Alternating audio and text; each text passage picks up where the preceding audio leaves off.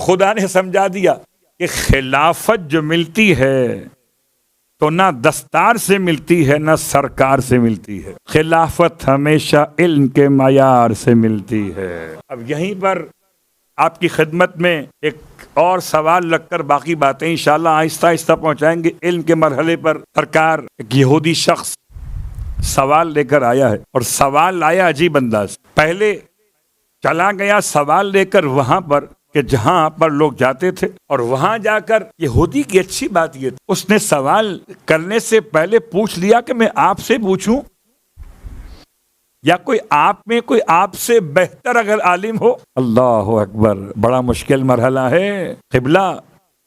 اس میں میں تعریف کروں ان صاحب کی کہ جنہوں نے اقرار کیا آپ مجھ سے بہتر اگر کسی عالم کو جاننا چاہتے ہو اس جوان کے پاس چلے جاؤ، اور اشارہ کیا علی ابن ابی طالب علیہ السلام کی طرف۔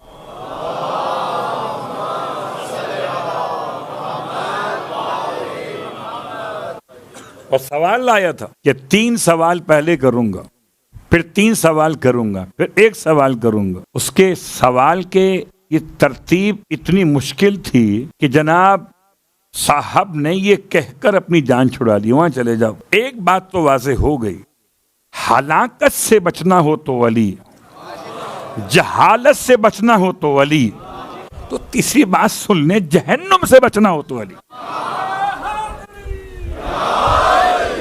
اگر جہالت سے بچنا ہو تو ولی۔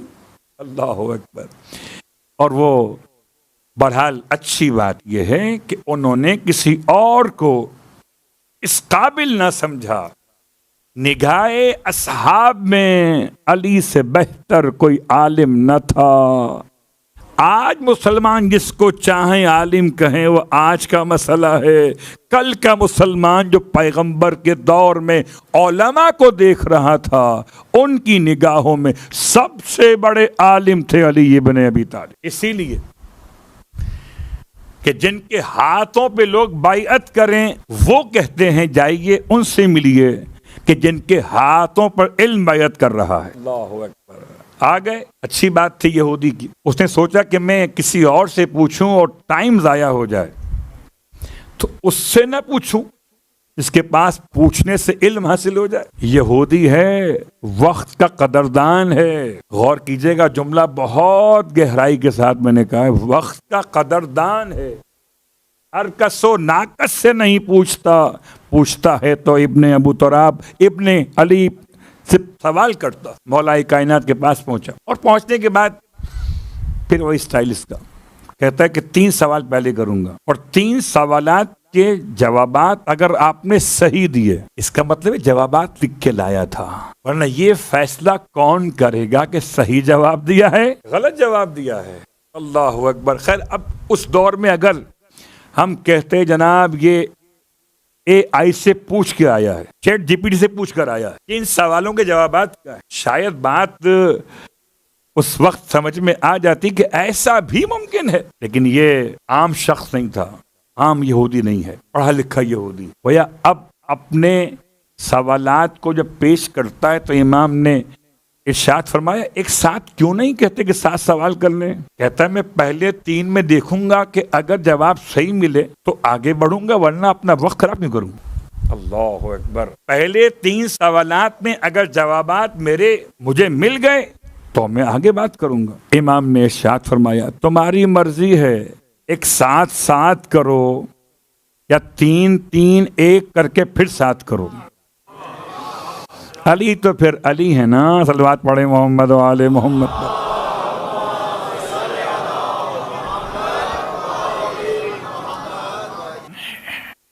اس نے سوال نمبر 1 بہت مشہور ہے، لیکن شاید اس سے پہلے، آج کے دور سے پہلے شاید ان سوالات کی اتنی اہمیت نہ ہو، مگر اب اہمیت آگے بڑھ رہی ہے، اس لیے کہ ایک طرف دعوی علم ہے، ایک طرف فرزند بوتراب ہے جس کے آنے کا انتظار۔ اور اب سوال نمبر 1 بتائیے، پہلا پتھر زمین پر کون سا ہے جو زمین پہ اتارا گیا؟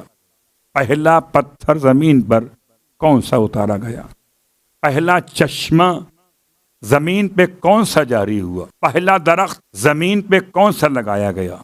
پہلا پہلا پہلا۔ اب جو پہلے سے نہ ہو، وہ اب کیا پہلوں کی بات بتائے گا؟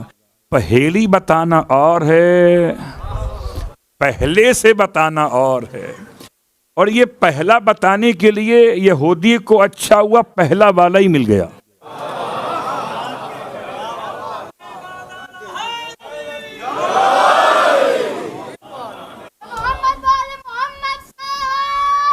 اللہم صلی علی محمد وعلی محمد۔ یہودی 3 سوال پہلے لے کر آیا ہے، 7 میں سے 3 سوال، اور تینوں سوال کا پہلا پہلا پہلا، اور اس کے بعد 3 سوال بعد میں پڑھتا ہوں۔ پہلا سوال، اس کے پاس لکھے جواب موجود ہیں، کتاب توریت سے حضرت موسیٰ کی کتاب حضرت ہارون کے لکھے گئے کلمات کے اعتبار سے، اور یہ جوابات دے کر آیا ہے۔ گویا لوگوں نے باقیوں کو کسی طرح مانا ہو، علی کو تو علی سمجھ کے مانا، کسی کو بڑا سمجھ کے مانا ہو، کسی کو بوڑھا سمجھ کے مانا ہو، یا کسی کو ڈر کے مانا ہو، یا کسی کو بھوک مٹانے کے لیے۔ صلوات پڑھے محمد وآل محمد۔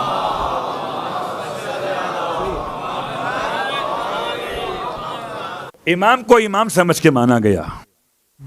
امام فرماتے ہیں، کمال دیکھیے مولا کو بتانا کیا ہے کہ پہلا پتھر روئے زمین پر کون سا اتارا گیا۔ امام کو چاہیے تھا سیدھا سیدھا بتا دیتے۔ امام نے پہلے اس کے عقیدہ باطل کی نفی کی کہ علی بھی تو اللہ کا علی ہے، پہلے لا سے کاٹتا ہے پھر اللہ سے جوڑتا ہے۔ ارشاد فرمایا، تمہارے نزدیک جو عقیدہ باطل ہے وہ جھوٹ پر مبنی ہے۔ تم یہ کہتے ہو کہ پہلا پتھر بیت المقدس میں خدا نے اتارا، یہ جھوٹ ہے۔ اللہ اکبر۔ جب تک جھوٹ نہ بتایا جائے سچ کی اہمیت کہاں ہوتی ہے؟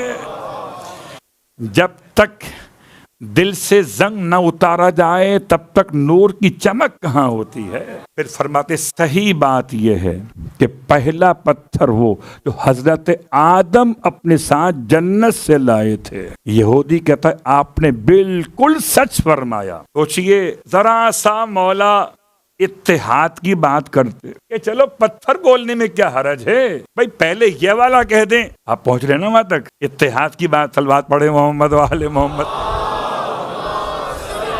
بول دیتے کیا فرق پڑتا ہے؟ پہلا پتھر کہہ دیں آپ بیت المقدس میں ہے تو مقدس تو ہے نا، وہ کیا فرق پڑتا ہے کہ پہلا پتھر کعبے کے پاس ہے، جناب آدم کا لایا ہوا۔ مگر مولا نے ارشاد فرمایا پہلا پتھر تم کہتے ہو کہ بیت المقدس میں اترا، یہ غلط ہے۔ حضرت آدم کے ساتھ جو اترا تھا وہ پہلا تھا۔ اللہ اکبر۔ اب جو حضرت آدم سے بھی پہلے ہو وہی بتائے گا کہ پہلا پتھر کب اترا تھا۔ اور یہ شاید آپ کے اذہان میں محفوظ ہے، یہ پتھر ہے کون سا؟ اگر جن کے اذہان میں محفوظ نہ ہو میں اشارہ کر دیتا ہوں، اس پتھر کا نام آج کے دور میں مقام ابراہیم۔ حضرت آدم جس پتھر پہ کھڑے ہو کر وہاں اوپر بیت المعمور کے طواف کے موقع نماز پڑھتے تھے، جب آپ کو زمین پہ اتارا گیا تو آپ نے اللہ سے التماس کی، مالک میری جانماز۔ پروردگار نے حضرت آدم کو آپ کی جانماز کے ساتھ اتارا ہے۔ اللہ ہے۔ تو کھڑے ہونے کی جگہ ہے اصل مقام نماز حضرت آدم کا، آج مقام ابراہیم۔ پھر سوال نمبر 2، یہ بیت المقدس کے بعد اب امام سے پوچھتا ہے یہودی کہ پہلا چشمہ کون سا ہے زمین پہ جاری ہوا؟ امام فرماتے یہودیوں کے عقیدے کے لحاظ سے یہ غلط کہ وہ یہ کہتے ہیں کہ پہلا چشمہ بیت المقدس میں جاری ہوا۔ حق بات یہ ہے کہ پہلا چشمہ وہ ہے اسے چشمہ حیات کہتے ہیں۔ حضرت پانی ہونا اور بات ہے، چشمہ اور ہے، دریا اور ہے، سمندر اور ہے، کنواں اور ہے، کھاری پانی اور ہے، میٹھا پانی اور ہے، حیات بخشے وہ پانی اور ہے۔ جو اوپر کی طرف سے خدا کی طرف سے چشمہ جاری کیا گیا وہ چشمہ آب حیات ہے۔ اس میں حضرت خضر نے جب مچھلی کو دھویا تو وہ زندہ ہو گئی۔ یہودی کہتا ہے بالکل کتاب توریت میں یہی لکھا ہے جو حضرت ہارون کو حضرت موسیٰ نے املا کروایا تھا، اتنا پڑھ کے آیا تھا۔ سوال کرنے والے کے پاس بھی تو علم ہونا چاہیے، ایسا نہ ہو کہ سوال کرنے والے کو معلوم ہی نہ ہو، جو جواب ملے کہ آمنا صدقنا۔ سوال نمبر 3 اور باقی انشاءاللہ کل پہ چھوڑتے ہیں۔ سوال نمبر 3 آج سن لیجیے۔ سوال کیا گیا مولا سے، بتائیے پہلا درخت روئے زمین پر کون سا اگا ہے؟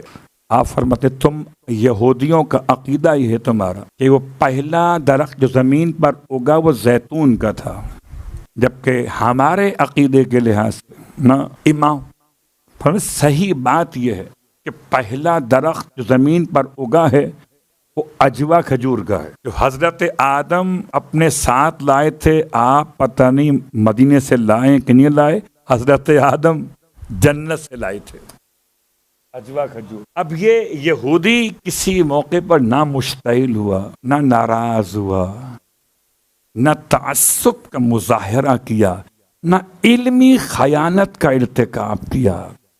علی کی بات کو سن کر گلی کی بات نہیں کی ہے،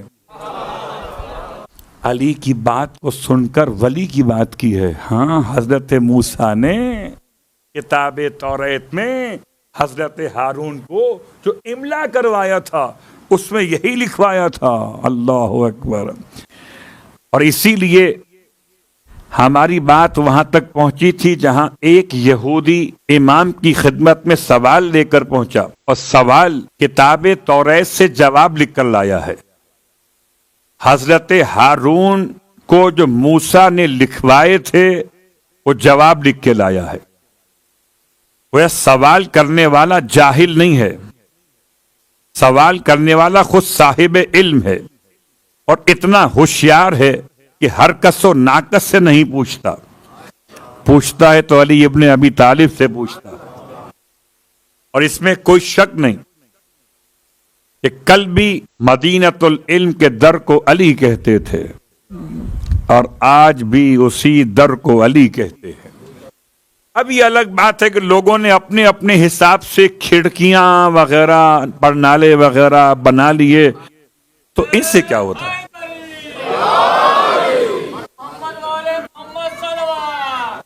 اللہم صلی اللہ علیہ وسلم۔ تو کل 3 سوال مکمل ہو گئے تھے، اور 3 سوال اور 1 سوال باقی تھے۔ پھر امام سے سوال کرتا ہے یہودی، یہ بتائیے کہ ہدایت کرنے والے اماموں کی تعداد کتنی ہے؟ ان اماموں کی پہچان یہ ہے کہ اگر کوئی انہیں چھوڑ دے تو کسی کے چھوڑنے سے ان کو نقصان نہیں ہوتا۔ ایسے امام کتنے ہیں؟ بہت غور کیجیے گا۔ ایسے امام بہت سارے ہیں کہ جن کو اگر ماننے والے چھوڑ دیں تو ان کی امامت کینسل ہو جاتی۔ جن کو اگر ماننے والے چھوڑ جائیں تو ان کی امامت کینسل۔ ایسے امام کتنے ہیں ہدایت کرنے والے کہ جن کو چھوڑ کر جانے والوں کا چھوڑ کر جانا نقصان نہیں پہنچاتا۔ امام نے ارشاد فرمایا ایسے اماموں کی تعداد ہے 12، باقی جتنے بھی ہوں ان کی امامت میں مشکل یہی ہے کہ جب تک ماموم رہیں گے امامت رہے گی، ماموم نہ رہیں گے امامت نہ رہے گی۔ خدا کے بنائے ہوئے ہدایت کے امام ایسے ہیں کہ ماننے والے رہیں گے تب بھی امامت رہے گی، ماننے والے نہ رہیں گے تب بھی امامت رہے گی۔ امام نے اماموں کی تعداد بتائی 12۔ اس نے اپنی کتاب میں چیک کیا، بالکل صحیح کہتے ہیں، یہی لکھا ہے کتاب توریت میں کہ ہدایت کے امام تو 12 ہوں گے، مصلی کے چاہے 1200 ہو جائیں۔ صلوات پڑھیں محمد و آل محمد۔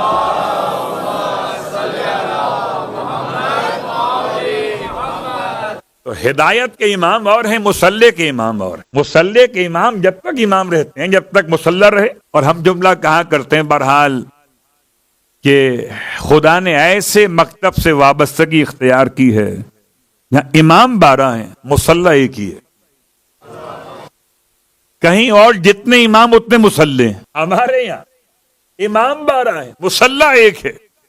اللہ اکبر. اس لیے ہدایت کے اماموں کی تعداد 12. اس کے بعد یہودی نے اگلا سوال کیا، یہ بتائیے کہ نبی آخر الزمان جنت کے کس مقام پہ رہیں گے؟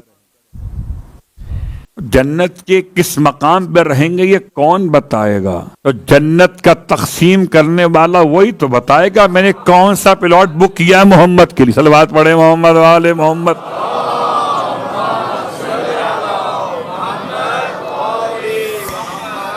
اللہ اکبر. عجیب جملہ ہے، عجیب جملہ. قسیم الجنت والنار میرا مولا ہے. اور میں اس روایت کے ذیل میں کہ سوال یہودی کا یہ کہ پیغمبر آخر الزمان جنت میں کہاں رہیں گے، تو جنت میں ان کا ایڈریس کون بتائے گا؟ جنت میں جائے گا تو جانے کے بعد بتائے وہ جنتی ہے، اور جو جانے سے پہلے بتائے وہ قسیم الجنہ ہے. اللہ کے رسول کا مقام جنت میں کہاں پر ہوگا؟ آپ نے ارشاد فرمایا جنت عدن میں، عین دال نون، اور یہ ہے مرکز جنت، جنت کا کیپٹل. اب لفظ دار الخلافہ نہیں کہوں گا، دار الامامہ کہوں گا. جنت کا دار الامامہ کہاں پر ہوگا؟ جنت عدن کے اندر. پھر سوال کیا، چیک کیا اس نے یہودی نے، اب ٹھیک کہتے ہیں. اب سوال کیا یہ بتائیے کہ جو آپ کے پیغمبر ہیں آخر الزمان، ان کے ساتھ جنت میں ان کے درجے میں کون رہے گا؟ یہ سوال پوچھنے آیا ہے یا ایڈریس معلوم کر رہا ہے؟ سوال نمبر 3 اور کل کے لحاظ سوال نمبر 6. جنت میں پیغمبر کے ساتھ کون رہے گا؟ یہ سوال ذرا مشکل ہے نا. سوال تو آسان ہے، جواب مشکل ہے. کون ساتھ میں رہے گا؟ یہاں والے یا وہاں والے؟ گھر والے یا باہر والے؟ مرد کون سے اور عورتیں کون سے؟ کون ساتھ میں رہے گا؟ اللہ اکبر. امام نے ارشاد فرمایا جنت عدن میں پیغمبر ختمی مرتبت کے ساتھ یہ 12 امام ہی رہیں گے. باقی سب جہاں چاہیں رہیں، جن کا جہاں حصہ بنے وہاں پہ رہیں. لیکن اتنی بات تو سمجھ میں آ گئی، جو جہاں بھی جنت میں رہے گا جنت تو علی سے ملے گی. اب اگر علی کے ہاتھوں کی جنت پسند نہ ہو تو مجبوری ہے. پھر جہنم، اور جہنم بھی علی کے ہاتھ سے ملے گا. تو اب جنت چاہیے تو علی کے ہاتھ سے، جہنم چاہیے تو علی کے ہاتھ سے. وہ دونوں میں سوائے اس کے کہ علی ابن ابی طالب کے سامنے سر جھکایا جائے، اپنا بن کے جھکائے گا تو جنت ملے گی، اور اگر بغض کے ساتھ سر جھکائے گا تو جہنم ملے. اس نے یہودی نے اس بات کو بھی اپنی کتاب سے دیکھا اور کہا بالکل صحیح کہتے ہیں. 6 سوال پورے ہو گئے، 3 کے بعد 3. پہلا پتھر، پہلا چشمہ، پہلا درخت. ٹھیک. اس کے بعد سوال پیغمبر کے ہدایت کے اعتبار سے 12 امام، پھر پیغمبر کہاں پہ رہیں گے، ان کے ساتھ کون رہے. یہ سوال پورے ہو گئے. 7واں سوال کیا، کیا بتائیے کہ آپ کے نبی آخر الزمان کا وصی پیغمبر آخر الزمان کے بعد کتنے سال زندہ رہے گا؟ بہت غور کیجئے گا. اب اگر وہ فیگر دی جائے اور کوئی اس سے پہلے نکل جائے تو سمجھ لیں وصی نہیں ہے. کچھ بھی ہو سکتا ہے مگر وصی نہیں ہو سکتا. اور وصی کے لیے یہودی نے کتاب توریت سے اس سوال کیا مولائے کائنات سے کہ بتائیے کہ پیغمبر آخر الزمان کا وصی پیغمبر کی وفات کے بعد کتنے سال زندہ رہے گا. یعنی کتاب توریت میں خدا نے یہ بھی لکھ دیا ہے کہ پیغمبر کے آخر الزمان کے بعد وصی 30 سال تک حیات رہے گا. اب 30 سال سے پہلے جو نکل جائیں انہیں وصی کیسے کہا جائے؟ صلوات پڑھے محمد و آل محمد. 30 سال. امام نے سوال کا جواب دے دیا، یہودی نے چیک کیا، کہا اوکے بالکل یہی لکھا کتاب توریت میں 30 سال. میں نے کہا تھا کہ سوال نمبر 7 کے سے 2 آپشن کر دیے، اے اور بی. اب اے کر لیا، بی کرتا ہے. کہتا ہے یہ بتائیے کہ نبی آخر الزمان کے وصی کی موت طبعی ہوگی یا مارا جائے گا؟ امام نے ارشاد فرمایا نبی آخر الزمان کے وصی کی موت طبعی نہیں ہوگی، بلکہ اس کے سر پر اور سر کی ہڈی پر، الفاظ یہاں تک سر کی سخت ہڈی پر، اس کو آپ اردو میں کھوپڑی کہتے ہیں، سخت ہڈی پر تلوار ماری جائے گی، یہاں تک کہ اس کی ریش اس کے سر کے خون سے خضاب پائے گی. گویا وصی کی پہچان نبی آخر الزمان کے بعد سالوں کے اعتبار سے بھی ہے اور شہادت کے طریقہ کار کے اعتبار سے بھی ہے. اب اگر کوئی کسی اور طریقے سے زندہ بھی رہا پیغمبر کے بعد 30 سال تک، لیکن اگر موت کسی اور طریقے سے ہو گئی، میں تو اشارے سے کہہ سکتا ہوں، آپ اشارے سمجھنے والے، کسی اور طریقے سے ہو گئی، تو یاد رکھیے گا وصی کی پہچان میں شرط یہ ہے کہ اس کے سر پر سخت ہڈی پر ضربت ماری جائے گی، اور ایسی ضربت ہوگی کہ جس کے خون سے اس کی ریش خضاب پائے گی. تو مولا کائنات علی ابن ابی طالب علیہ السلام کی بارگاہ سے